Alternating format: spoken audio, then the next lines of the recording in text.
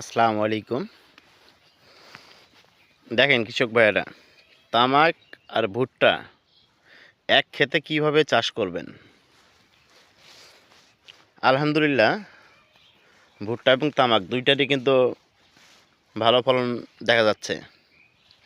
এই দেখেন, এক কেল পর পর এই কেলটা ফাঁকা, আর এই কেলে এই যে ভুট্টা আর তামাক দেখেন কত সুন্দর। তামাক গাছ এবং ভুট্টা গাছ দুইটাই সুন্দর আছে ইনশাল্লাহ। আপনারা যদি গাড়েন, এই এক রাকেল বাদ দিবেন, এক কেল পরে আবার ভুট্টা গেড়ে দিবেন। এই দেখেন ভুট্টা, তারপর আবার এই কেল বাদ এই কেলে গাড়বেন। দেখছেন, মাশাল্লাহ অনেক সুন্দর কিন্তু